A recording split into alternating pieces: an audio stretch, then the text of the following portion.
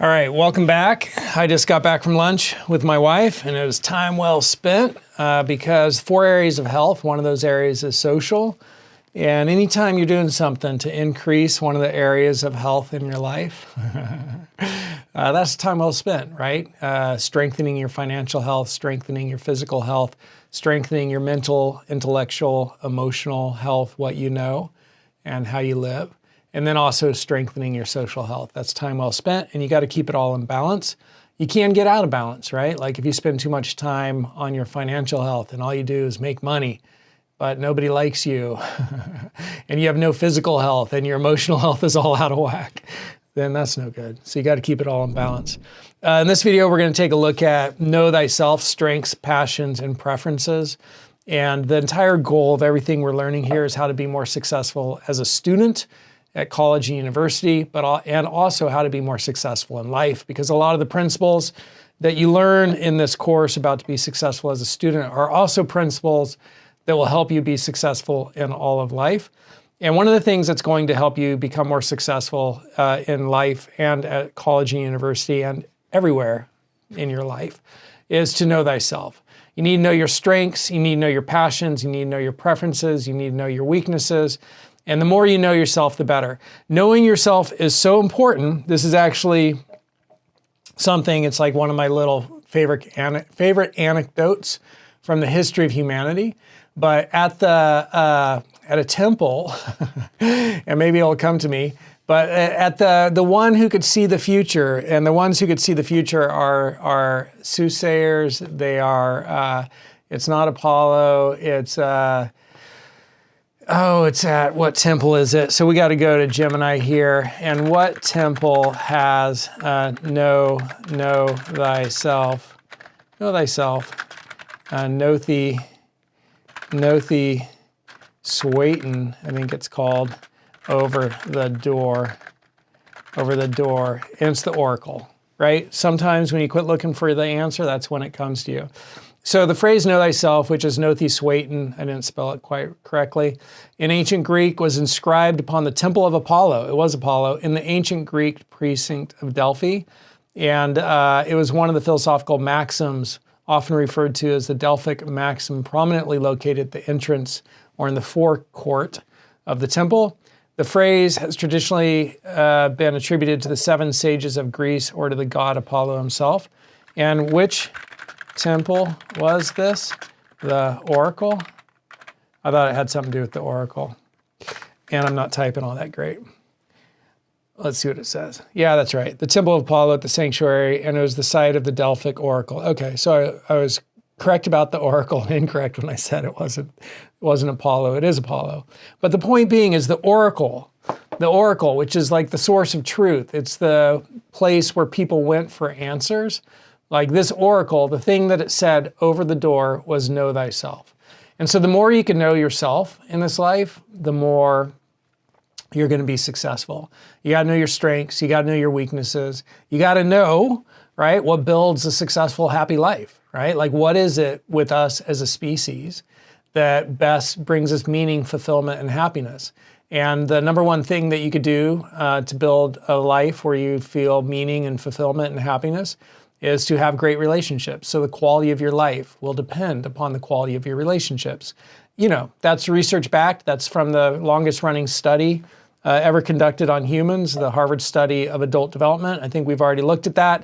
But just in case you're catching this video as a one-off, you could go to YouTube and you could search for TED Talk. This. What is that? There we go. TED Talk, Harvard study on happiness. And here it is. This is a great TED Talk, What Makes a Good Life. So you can check that out. But knowing yourself, knowing that there are these 4 areas of health, your social health, your physical health, your financial health, your mental, intellectual, knowledge, like all of the stuff in the mind up here, that area, that health. So the mind health, the physical health, the financial health, and then also the social health.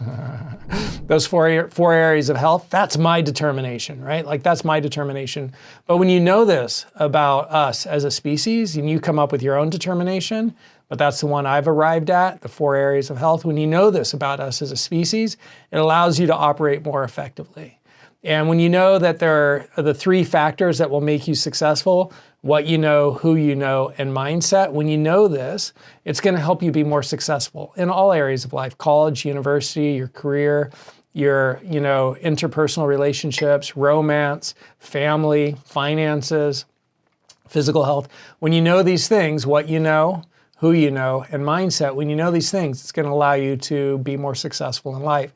So knowing yourself is really important. Know your strengths, know your passions, know your preferences, and know your weaknesses, and know basic fundamental principles about who we are as a species and where we come from, and certain predilections and instincts that we have, that are just innate to who we are as a species, as humans.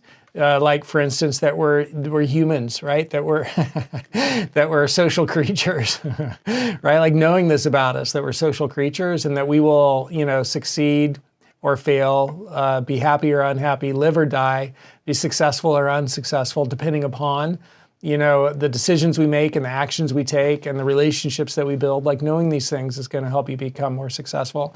And that might seem counterintuitive to know thyself, because when I was young, the story that comes to mind is this. I used to work at a car dealership right out of high school, and I'd sometimes give customers rides back to their house or whatever after they dropped their car off. And this one old guy dropped his car off, and I gave him a ride back to his apartment. And he said, if I could live my life over, I'd live it with less fear.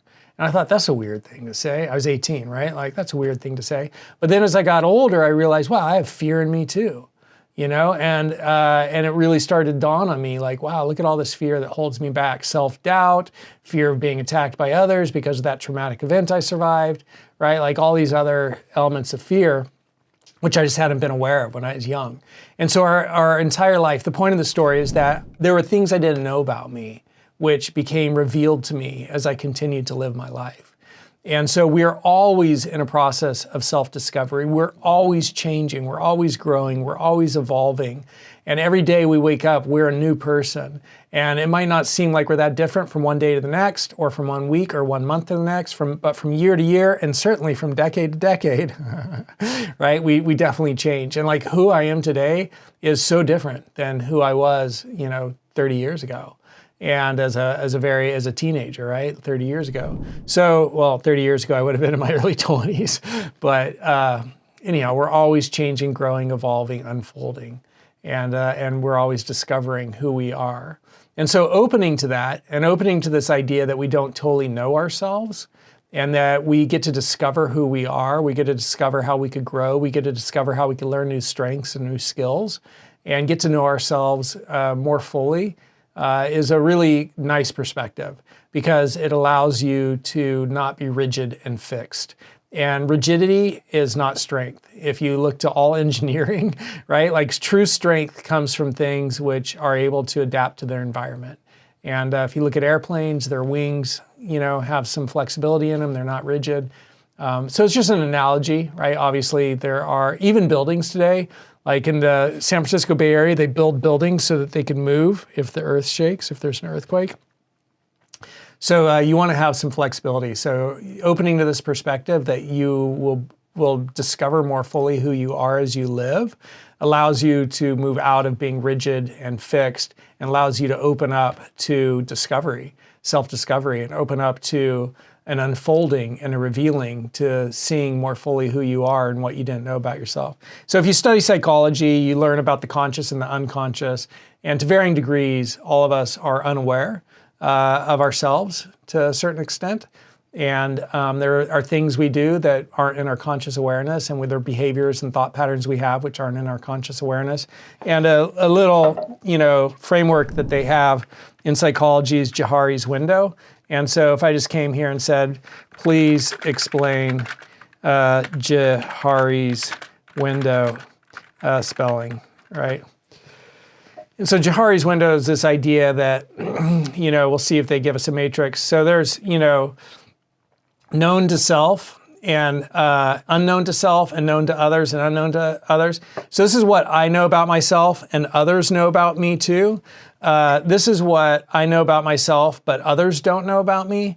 This is what others know about me, but I don't know about myself. And this is what is unknown to others about me and also unknown to myself too, right? So there's these two areas here which are unknown to me about myself, you know, and some people can see some of that. And then there's just some which is completely unknown to all of us. And so that's a really interesting thing to reflect upon. And it's also interesting just to reflect upon how much unconscious intelligence we have, unconscious intelligence. And so by unconscious intelligence, I think about when my wife was pregnant. At some level in her being, she knows how to create humans. Like her body knows how to create humans. Like she couldn't consciously say, well, now I need to do this chemical reaction. But in her body, that's what she's doing. She's doing those chemical reactions. And likewise, we all know how to digest food. Right? We know how to take food and turn it into consciousness and turn it into lectures and turn it into, you know, engineering creations and turn it into art and turn it into opera and turn it into videos and movies. Like we know how to digest food and turn it into those things, right? Because we digest food and it turns into energy, which turns into us being awake and doing stuff and thoughts. And so like there's this entire unconscious intelligence which is at work within ourselves. And so when you get to know yourself, that actually can bring some peace and it can bring some surrender because it allows you to trust in some greater process, which is beyond your conscious understanding and your conscious control to varying degrees, right? Like you just have to trust in it. Like, okay, I trust.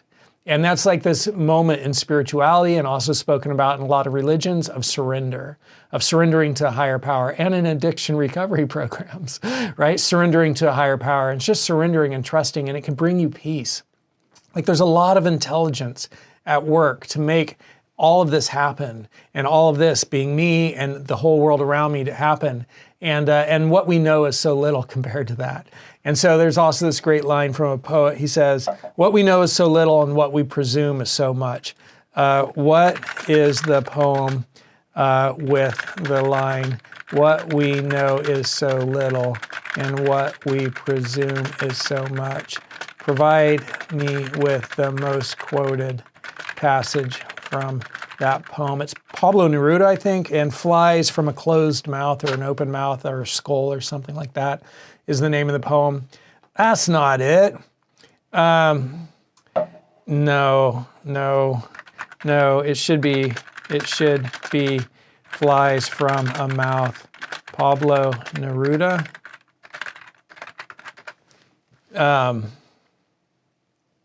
You're correct. So where'd the answer go? I don't have access to that content. So for whatever reason, it got ixnayed, but we'll just look it up at the poem stuff. Through a closed mouth, the flies enter. So here's the poem. But anyhow, the beautiful thing about that poem, I'm just looking to see if there's, maybe here on Pinterest, we could take a look at it. Whatever, man. What we know comes to so little. What we presume is so much. What we learn so laborious. We can only ask questions and die. Better save all our pride for the city that, whatever. That's not the part I really like. But there's this beautiful part in there, like, you know, like how does a flame know to rise? You know, how did a turtle learn to take it so slow? You know, just these little reflections on nature, which are really cool. So anyhow, it's a little bit about know thyself, strengths, passions, and preferences. And the core takeaway here as you're progressing through life is that you are a process, you are a discovery, and there's things you know about yourself, and there's things you do not know about yourself, and there's things people know about you, right, which you don't know about yourself. And so this entire journey is a process of discovery, and you definitely want to know yourself and consciously, again, set that intention to discover who you are and to open to that revelatory unfolding and to allow yourself to unfold and to not be quite so certain and rigid and fixed, but to be open to discovery and to say, ask, who am I, right? That's actually when people talk about like, what is the greatest question or what is the greatest spiritual question? It's this question, who am I? And so inquiring into that and discovering who you are and where did you come from and how have you been conditioned and formed? How are you shaped by the family that you came from and from the region and the culture that you came from? And then what were you innately born with? Like I was innately born with a love for water. You could not keep me out of the water when I was a kid. You know, I didn't know how to swim and I'm like, let's go. I love the water, you know? And I could tell you stories. Like I used to just like sit on the edge of the toilet and put my feet in the toilet when I was a kid and just hit there and flush it. And we had a little pond out back, really small pond. It was like no deeper than this. I just go lay in the pond. I loved it.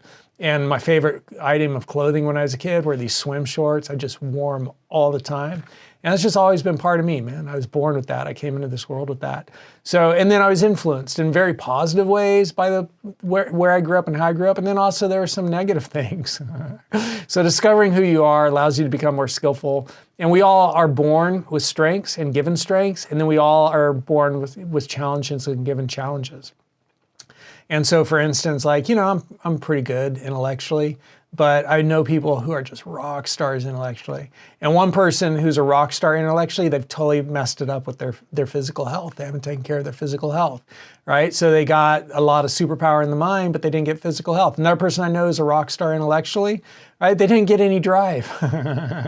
Like they have got in their head like the greatest engine and they're just totally happy doing those 8 to 5 punch the clock job. I'm like, what are you doing, dude?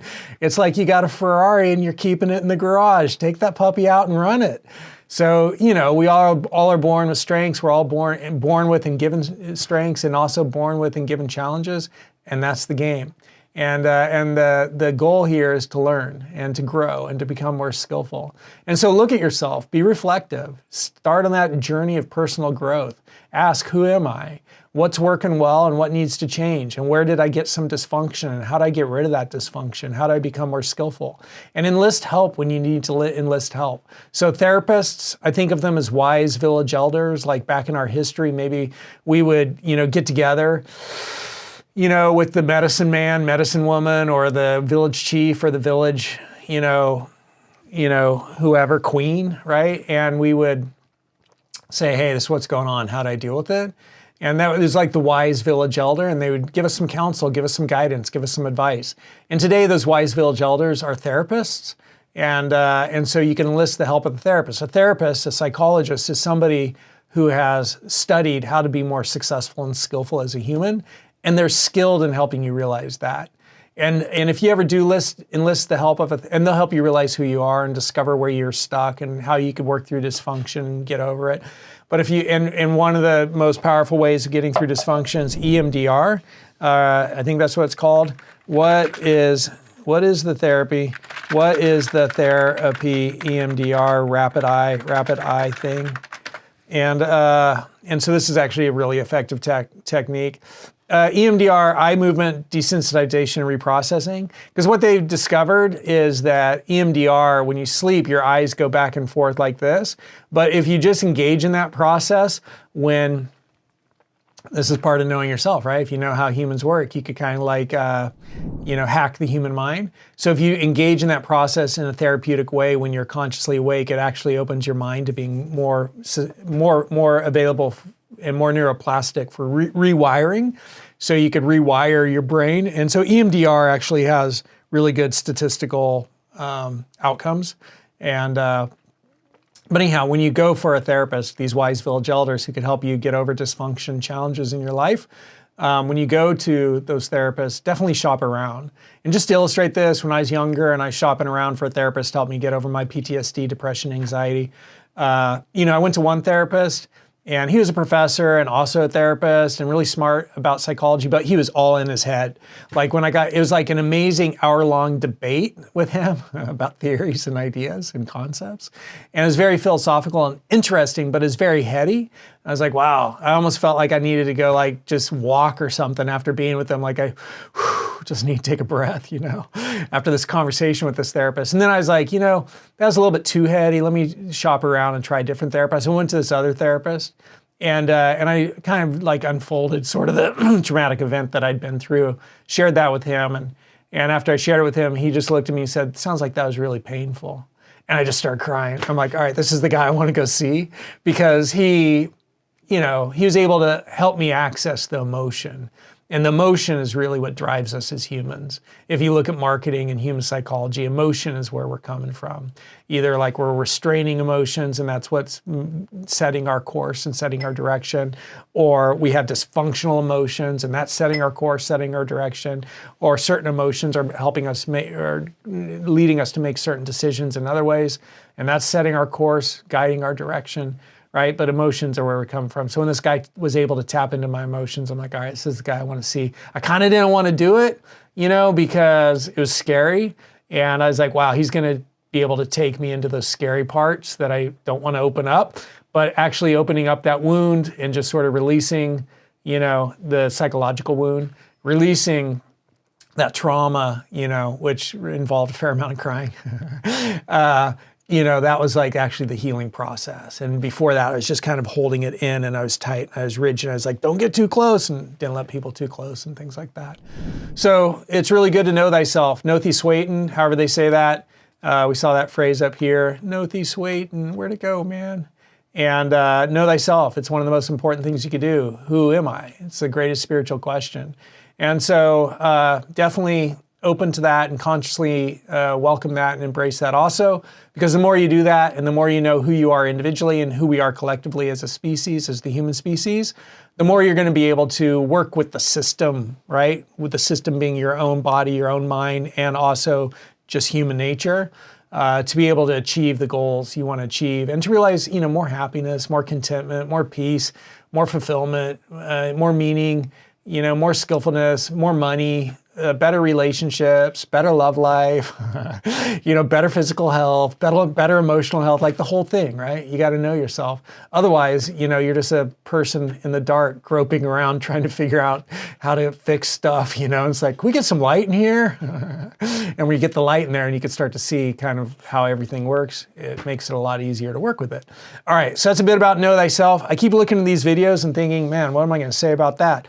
And then they end up being 17 minutes. Maybe it'll get a little bit quicker. In the next video, we're going to take a look at the core of effective learning, practice and repetition. We've already heard a bit about that, but we'll talk about it a little bit more. I'll share some of my favorite phrases, which you may have already heard, but just the practice and repetition is going to continue to reinforce it. So see you in that next video where we're going to do that.